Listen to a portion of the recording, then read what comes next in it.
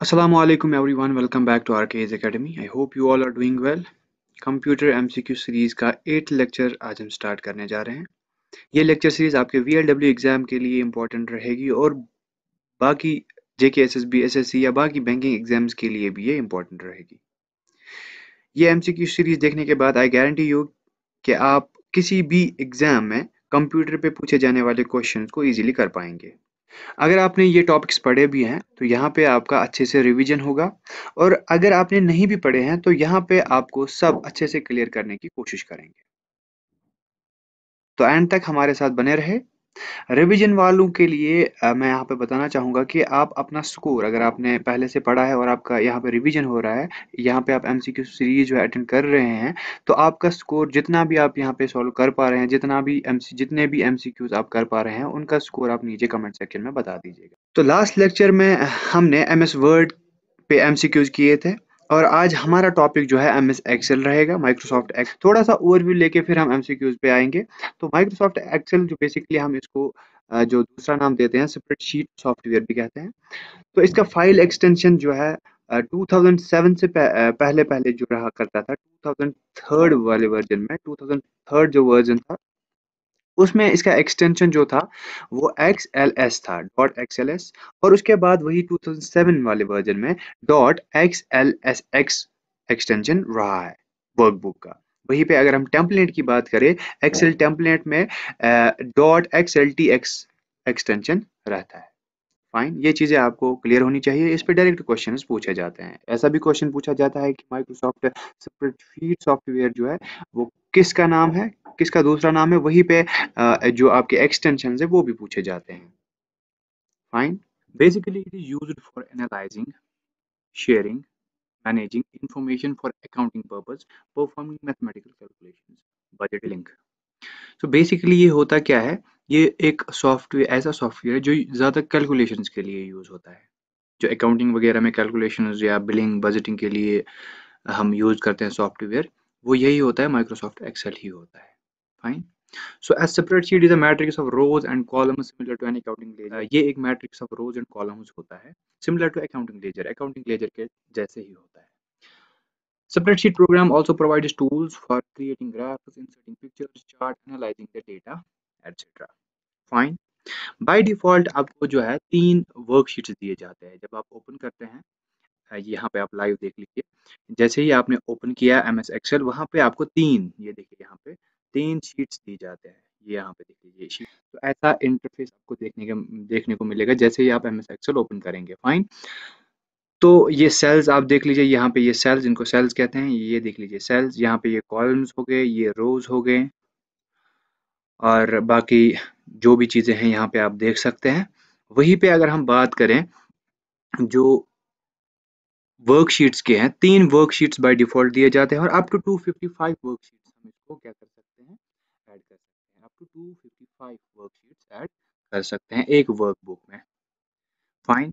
Next, यहाँ पे आप देख सकते हैं ये कुछ इंटरफेस दिखने को मिलेगा, जैसे मेन्यू बार यहाँ पे आपका हो गया, रिबन, टाइटल बार, फार्मूला बार, standard tool bar, worksheet window, इनको कॉलम्स कहते हैं ऐसे ऐसे, इनको रोज कहते हैं। ये एक्टिव सेल है, एक्टिव सेल कैसे बॉर्डर दिखता है ऐसे। और यहाँ पे आप देख सकते हैं sheet tab, scrolling button, sheets 1 2 3, status bar, worksheet bar, horizontal scroll bar, vertical scroll bar. This is the interface of MS Excel जो आपको देखने को मिलेगा जैसे ही आप एमएस एक्सेल ओपन करेंगे। फाइन। तो कुछ शॉर्टकट कीज दे रखे हैं मैंने, ये आप देख लीजिएगा। और ये शॉर्टकट कीज जो है आप अच्छे से मेमोराइज करके रखेंगे क्योंकि शॉर्टकट कीज पे भी डायरेक्ट क्वेश्चंस पूछे जाते हैं।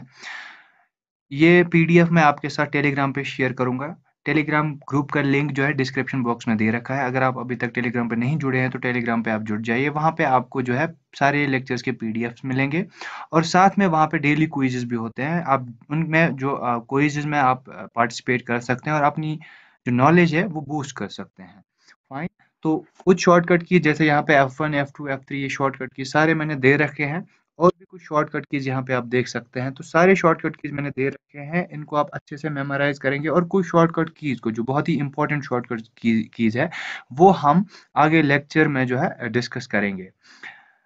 बाकी जो भी शॉर्टकट कीज़ है ये आप अच्छे से देख लेंगे। तो शॉर्टकट कीज़ पे जो भी क्वेश्चन बनता है, जैसे भी आपको क्वेश्चन आ जाता है, तो आप उनको जो है अच्छे से एलिमिनेशन मेथड से कर सकते हैं। जैसे कि अगर आपको पूरी किसी शॉर्टकट की का नहीं पता, तो मोस्ट प्रोबेबली जो आपके ऑप्शंस में शॉर्टकट कीज़ होते हैं, वो आपको पता ही होते हैं। कुछ उनमें से कुछ ऑप्शंस जो है आपको पता होगी, तो एलिमिनेशन मेथड से आप उन शॉर्टकट कीज़ को एलिमिनेट करके जो आपके आंसर का सही ऑप्शन होगा, वो चूज़ कर सकते हैं। फाइन। तो स्टार्ट करते हैं हम आज के पहले एमसीक्यू से। जो हमारे पास एमसीक्यू है वो पहले एमसीक्यू से आज स्टार्ट करते हैं हम। M S Excel is used for, किस लिए ये यूज होता है? आपको ये पता होगी, बेसिक सा क्वेश्चन है। जैसे आपको पता होगी स्प्रेडशीट कैलकुलेशन, तो मैंने अभी ये आपको बोला इट्स स्प्रेडशीट और कैलकुलेशंस के लिए ये यूज होता है। सो स्प्रेडशीट कैलकुलेशन के लिए ही ये यूज होता है। फाइन। नेक्स्ट क्वेश्चन की बात कर लेते हैं। Question number 2। क्वेश्चन नंबर 2 है which of the following software applications would be most appropriate for performing numerical and statistical calculations. तो न्यूमेरिकल और स्टैटिस्टिकल कैलकुलेशंस कौन सा सॉफ्टवेयर इनमें परफॉर्म करता है? So you should know about this. So option 4 for this question number 2 is the correct option, that is spreadsheet. Spreadsheet is the software जो use करते हैं न्यूमेरिकल और स्टैटिस्टिकल कैलकुलेशंस के लिए। फाइन। तो क्वेश्चन नंबर 3 की बात कर लेते हैं। In Excel the intersection of a column and a row is called. तो उनको हम क्या कहते हैं? Intersection of a column and a row. अगर आपने यहाँ पे देखा होगा तो ये देख लीजिए, यहाँ पे देख लीजिए जो इंटरसेक्शन है कॉलम और रो का, उसको हम क्या बोलते हैं? वो क्या बना लेता है? वो सेल बना लेता है। तो ऑप्शन आपका कौन सा है इन एक्सेल? ये देख लीजिए, cell is the correct option for this question number 3। Question number 4 की बात कर लेते हैं। On saving a worksheet the save as dialog box. तो ये किस लिए यूज होता है? जब हम वर्कशीट सेव करते हैं, सेव एज डायलॉग बॉक्स किस लिए यूज करते हैं? तो वो हम यूज करते हैं option 3, that is used for, किस लिए यूज होता है? For saving the file by the some alternative name. जब हम अल्टरनेटिव नेम के साथ उसको सेव करते हैं, तो उसके लिए सेव एज का डायलॉग बॉक्स आपके सामने आ जाता है। नेक्स्ट क्वेश्चन की बात कर लेते हैं। हमारे पास क्वेश्चन नंबर 5 है। क्वेश्चन नंबर 5 जो है that is when you press control 9। Control 9 आप एक्सेल में जब प्रेस करते हैं, which of the following activities will be perform. तो इनमें से कौन सी एक्टिविटीज जो है परफॉर्म हो जाएगी जब आप कंट्रोल 9 दबाते हैं? तो कंट्रोल 9 दबाने से क्या रीनेम शीट होगा, अनहाइड शीट होगा, हाइड्स द रो होगा, हाइड्स द कॉलम। तो ये जब आप प्रेस करते हैं, वहां पे जो पूरा रो होता है, एंटायर रो आपका जो होता है वो हाइड हो जाता है। Hide is the row is the correct option, option number 3 for the question number 5। Question number 6 is the extension of saved file in MS Excel is. तो एमएस एक्सेल में सेव्ड फाइल का extension क्या होता है? मैंने आपको पहले ही बताया है, दैट इज, ये आपने आई गेस गेस किया होगा और करेक्ट गेस किया होगा, that is dot XLSX is the correct option for this question. Question number 7 की बात कर लेते हैं। You can activate a cell in Microsoft Excel by. तो हम एक्सेल में सेल कैसे एक्टिवेट कर सकते हैं? क्या वो प्रेस करने, टैब की को प्रेस करने से करेंगे, या क्लिकिंग द सेल, सेल पे क्लिक करने से, या प्रेसिंग एन एरो की पे प्रेस करने से? तो कैसे हम इसको एक्टिवेट कर सकते हैं? So all of the above, ये सब चीजें जब आप करेंगे माइक्रोसॉफ्ट एक्सेल में, तो आपका सेल जो है वो जो है आपका सेल जो है वो एक्टिवेट हो जाएगा। ये सारे एक साथ नहीं करने, अलग-अलग। जैसे ही आप प्रेसिंग द टेब, टेब की को प्रेस करेंगे तो एक्टिवेट हो जाएगा सेल। सेल पे क्लिक करेंगे तो सेल एक्टिवेट हो जाएगा। प्रेस करेंगे एरो की पे तो सेल एक्टिवेट हो जाएगा। इनमें से कोई भी एक्टिविटी करने से आपका जो सेल है वो एक्टिवेट हो जाएगा। नेक्स्ट क्वेश्चन की बात कर लेते हैं। Question number 8, which of the following methods can not be used to edit the content of a cell.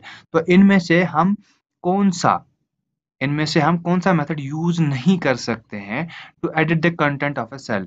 जो एडिट करने के लिए कंटेंट, सेल का कंटेंट एडिट करने के लिए हम यूज नहीं कर सकते हैं। फाइन, कैन नॉट बी, ये आपको ध्यान में रखना है। कभी कभार क्या होता है कि आप इसी चीज को गलत पकड़ लेते हैं और वहां पे क्वेश्चन जो है, अच्छा सा क्वेश्चन जो आपको आता है वो गलत करके आते हैं, क्योंकि आप अच्छे से इसको ध्यान नहीं देते हैं। कैन नॉट को आप कैन में कभी कभार समझ लेते हो तो फिर गलत ही हो जाता है फिर। तो कैन नॉट मैं कौन सा नहीं कर सकता है इनमें से? अगर हम डबल क्लिकिंग सेल करेंगे तो ऑब्वियसली हम कर सकते हैं। प्रेसिंग F2 जो है शॉर्टकट की है, किस लिए? एडिट करने के लिए, तो कर सकते हैं। सेल एडिट करने के लिए शॉर्टकट की F2 है, ये आप याद रखेंगे, इंपॉर्टेंट है। और क्लिकिंग द फार्मूला बार पे भी क्लिक करने से आपका जो है सेल का जो कंटेंट है वो हम एडिट कर सकते हैं। तो एस्केप की करने से हम नहीं कर सकते हैं। So option 4 is the correct option. Question number 9 जो हमारे पास है, doughnut chart. In Excel is similar to, वो किसके सिमिलर होता है? Doughnut chart. यहाँ पे आप देख लीजिए, यहाँ पे मैंने 2 इमेजेस रखी है। This one is the doughnut chart, ये देख लीजिए डोनट चार्ट है। यहाँ पे ये वाला जो है this is the pie chart. Fine, तो ये दोनों सिमिलर है। अगर आप देखेंगे कोई ज्यादा डिफरेंस इनमें नहीं है, दोनों सर्कुलर है इन शेप है। तो यहाँ पे ऑप्शन पहले बन जाता है कि ये पाई चार्ट के सिमिलर होता है। फाइन, अब कुछ इनके बारे में, चार्ट्स के बारे में बता दूं मैं। चार्ट बेसिकली होते क्या है, ये ग्राफिकल या पिक्टोरियल रिप्रेजेंटेशन देते हैं। किसका? जो वर्कशीट डेटा आपका होता है उसका ये ग्राफिकल या पिक्टोरियल रिप्रेजेंटेशन देते हैं। फाइन, अब इनमें से बहुत सारे चार्ट, जैसे कि यहाँ पे बार चार्ट है, स्कैटर चार्ट है, एरिया चार्ट है, पाई चार्ट है, ये अलग अलग चार्ट्स आप यूज करते हैं एक्सेल में। फाइन, तो बेसिकली जो आपका पाई चार्ट होता है ये क्या करता है, ये सिर्फ डेटा सीरीज को प्लॉट कर सकता है। पाई चार्ट आपका सिर्फ डेटा सीरीज को प्लॉट कर सकता है। वहीं पे अगर हम स्कैटर चार्ट की बात करें, इसको हम एक्स वाई चार्ट भी कहते हैं, एक्स वाई जो है चार्ट भी कहते हैं। दूसरा नाम स्कैटर चार्ट का एक्स वाई चार्ट है, ये आप याद रखेंगे, इंपॉर्टेंट बन जाता है। फाइन, अब ये क्या करता है, ये स्कैटर चार्ट हमें रिलेशनशिप्स देता है, shows relationships among the numeric values in several data series. Fine, वहीं पे अगर हम बार चार्ट की बात करें, bar chart illustrates comparisons among individual items. Fine, तो ये आपके चार्ट्स के बारे में थोड़ा बहुत इंफॉर्मेशन मिल गई है, और क्वेश्चन भी आपका सॉल्व यहाँ पे हो गया है। तो इनको थोड़ा सा आप अच्छे से याद रखेंगे क्योंकि पूछे जाते हैं इनमें से क्वेश्चंस, और आपके जेके एसएसबी प्रीवियस ईयर क्वेश्चंस, अगर आप एसआई का देखेंगे जो सब इंस्पेक्टर एग्जाम हुआ था, उसमें बहुत सारे क्वेश्चन जो है ऐसे पूछे गए हैं। फाइन, और मोस्ट प्रोबेबली यही क्वेश्चंस आपसे रिपीटिंग मोड में पूछे जाते हैं। अगर आपका सीबीटी मोड होगा तो सीबीटी मोड में ये क्वेश्चन ज्यादा आने की चांसेस रहते हैं, क्योंकि ज्यादा क्वेश्चंस बनते नहीं है इस पे, तो यही बेसिक से क्वेश्चंस वहां पे रिपीट हो जाते हैं। कुछ ज्यादा रॉकेट साइंस वहां पे आपसे पूछा नहीं जाता है। तो आपकी लेवल जो है वो बिल्कुल बेसिक लेवल से आपको स्टार्ट करना है, ज्यादा ऊपर जाने की जरूरत नहीं है। बाकी सेक्शंस को भी आप जो है इम्पोर्टेंट समझेंगे और उनको इम्पोर्टेंस देंगे। फाइन, क्वेश्चन 10 की बात कर लेते हैं। यहाँ पे क्वेश्चन 10 है, the complete syntax for time function in MS Excel is, इनमें से कौन सा कंप्लीट टाइम फंक्शन का ऑर्डर देता है हमें, वो कौन सा है? क्या वो डे आर मिनट है, आर मिनट सेकंड है, आर मिनट सेकंड एमएस है, आर मिनट डे है? तो बिल्कुल अगर आप देखेंगे आर से मिनट, मिनट से second, this is the correct option, option number 2 for this question number 10। ज्यादा कुछ इसमें डिस्कस करने की जरूरत नहीं है, इसको एज इट इज ही याद रखना है। क्वेश्चन नंबर 11 की बात कर लेते हैं। In M S Excel a group of cells is called, अब ग्रुप ऑफ सेल्स जो होता है उसको हम क्या कहते हैं? A group of cells is called a range, उसको हम रेंज कहते हैं।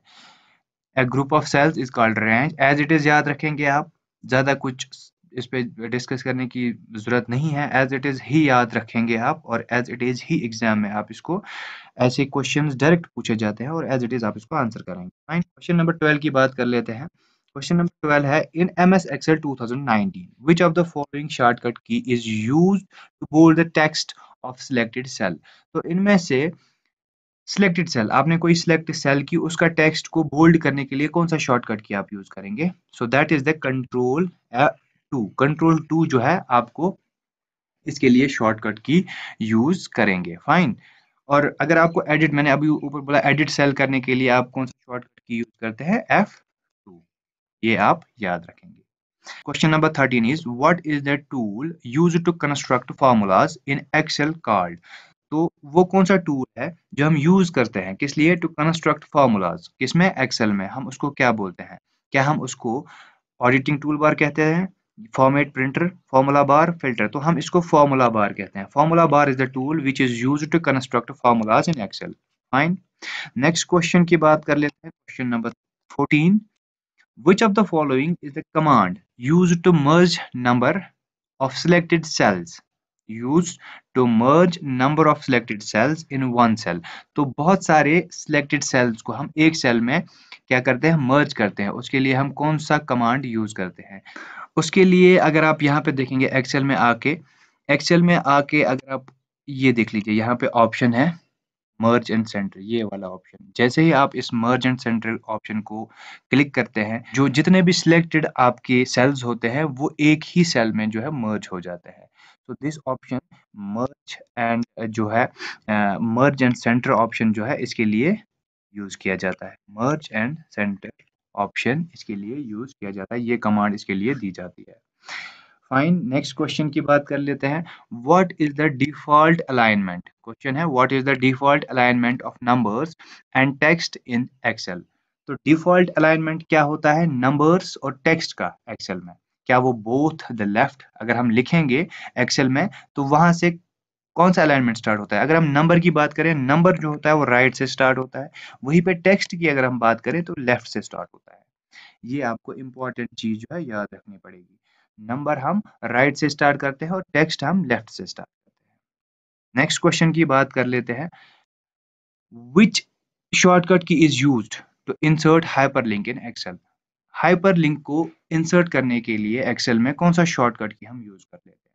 तो इसके लिए एक बेसिक सा शॉर्टकट की है वो आपको याद रखना है, कंट्रोल के। ये इंपॉर्टेंट शॉर्टकट की बन जाता है, वेरी इंपॉर्टेंट, आप इसको याद रखेंगे। नेक्स्ट क्वेश्चन की बात कर लेते हैं which is question number 17। You can convert existing Excel worksheet. You can convert existing Excel worksheet data and charts to HTML document.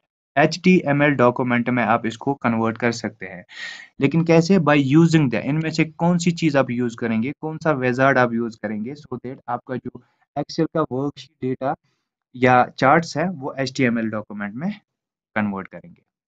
इसके लिए क्या आप internet assistant wizard, intranet wizard, import wizard, export wizard, तो इसके लिए जो option है that is internet assistant wizard. Internet assistant wizard आप यूज करते हैं क्या करने के लिए? वर्कशीट डेटा या चार्ट्स को HTML डॉक्यूमेंट में कन्वर्ट करने के लिए। आपके लिए आज क्वेश्चन है HTML का फुल फॉर्म। HTML का फुल फॉर्म आपको बताना है कमेंट्स में। ये इंपॉर्टेंट क्वेश्चन है, ये पूछा जाता है, डायरेक्ट ऐसे ही पूछा जाता है, तो आप मुझे कमेंट्स में बता दीजिएगा इसका फुल फॉर्म। नेक्स्ट क्वेश्चन की हम बात कर लेते हैं।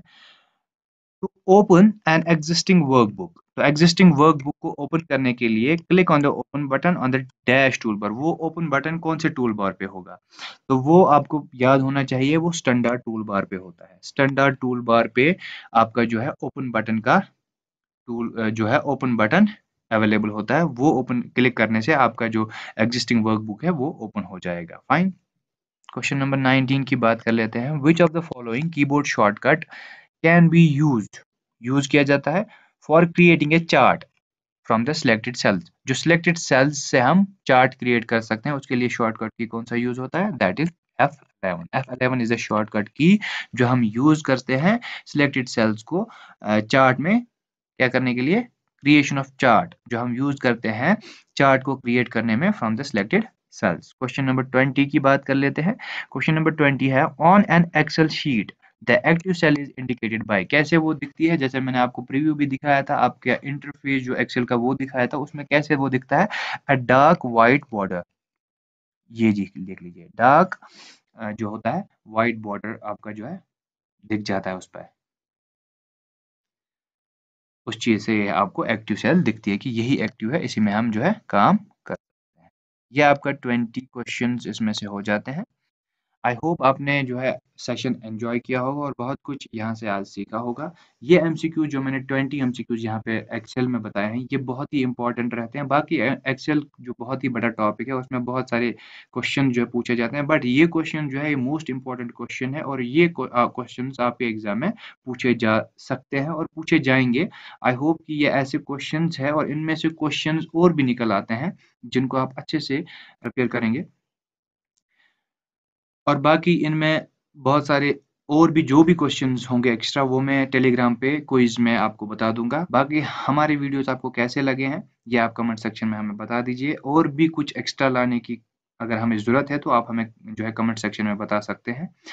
और हमारे वीडियोस को लाइक और शेयर किया करें। आप में से बहुत सारे ऐसे लोग हैं जो हमारे वीडियोस देखते हैं बट सब्सक्राइब अभी तक नहीं किया है, तो आपसे रिक्वेस्ट है कि आप हमारे चैनल पे अगर आप वीडियोस देख रहे हैं तो आप हमें सब्सक्राइब करें और अपने फ्रेंड्स के साथ, बाकी जो फ्रेंड्स हैं उनके साथ भी शेयर करें। आपकी सपोर्ट की बहुत ही ज़रूरत है। Thank you so much for watching.